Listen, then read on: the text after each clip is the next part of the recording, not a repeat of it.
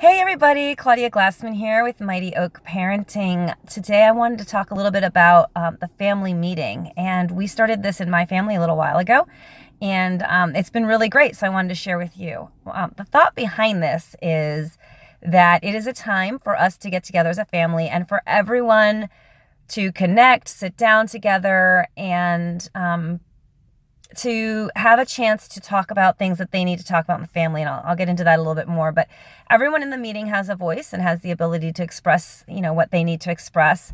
And it's a great way not only to help resolve conflicts or address any issues, but also really just to have some positive time as a family. It doesn't have to be super long. Our meetings have been anywhere from 10 minutes to 30 minutes, depending on how focused we are, and any challenges that come up or how much time we happen to really have. But we set up a time every week, try to keep it the same, although we've had to make some changes here and there. But so you want to start with setting up a time each week. And this works for young children, older children. You don't have to wait until your kids are 10, 11, 12, 13 to start this. You can really start it with, 2, 3, 4, 5 years old, right? You just want to make sure that you have reasonable expectations for that child. That child may not sit through an entire, 30-minute meeting and they might get bored. But if you have your child, say a 1-year-old or a 2-year-old in the vicinity while you're having a family meeting, really just sets the stage for this is what we do and that they're part of it, even if they're choosing not to participate.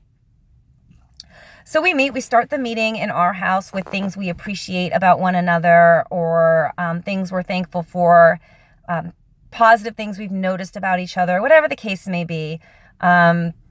And every family member participates and states one thing about, each of the family members.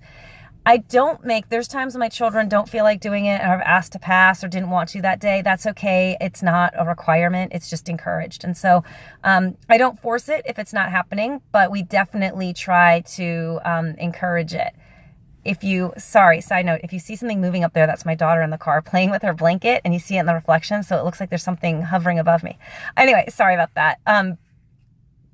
So we start the meeting stating something positive about one another, and then we move on to scheduling. And really, this is a great time for my husband and I as well to get on the same page about what's going on for the week, right? So we talk about, babysitters that are coming, if we have that, events, family members coming to town, birthday parties we have to go to, whatever the case may be, for the week.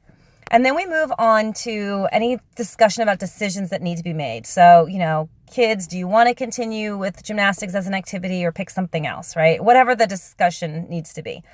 There's not always a decision that needs to be made, but it's a great time to do that. If you as a family pick the menu for a week, this is a good time to do that.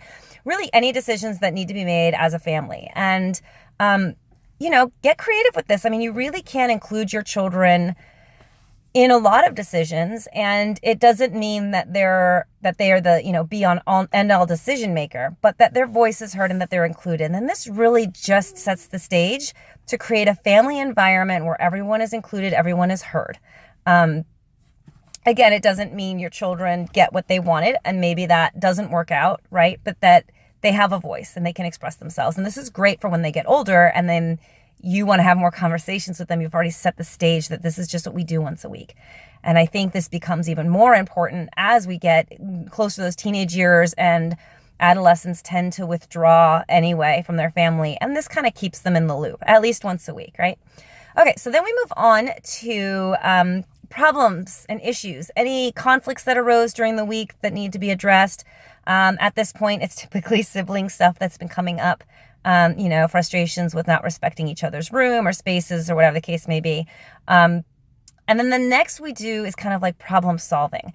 So we've done a lot of role playing. Okay, so when someone says they don't want to play right now or they would like their space and they don't want someone in their room, how do we practice accepting that? How do we practice saying that kindly? And then let's practice leaving the room and finding another activity. And so we've done a lot of role playing. It's kind of like a skill building component, right? Where you work on building a skill of some sort. Again, this doesn't have to happen every week either. But the more we can work with our children on skill building, especially around these challenges and issues, and in a fun way, right? Puppets and dolls and role playing is a great way to do this. Make it a game. Let's practice everyone waiting their turn and play a game with that, right? It can really help. And again, this doesn't have to be every week, but if you can kind of build it in. And then finally, we end the meeting by doing something fun together. For us, we do family movie nights. And so we do the meeting right before family movie night. And so that's kind of how we end our meeting. But for you, it may be ending with a meal or a snack or going outside or a walk or whatever. You just want to do an activity that's fun as a family. And that's kind of it. And really that just, creates a space for us to once a week really sit down and connect with one another. So try it out, see how it goes. And I look forward to talking to you all again very soon. Have a great day. Bye.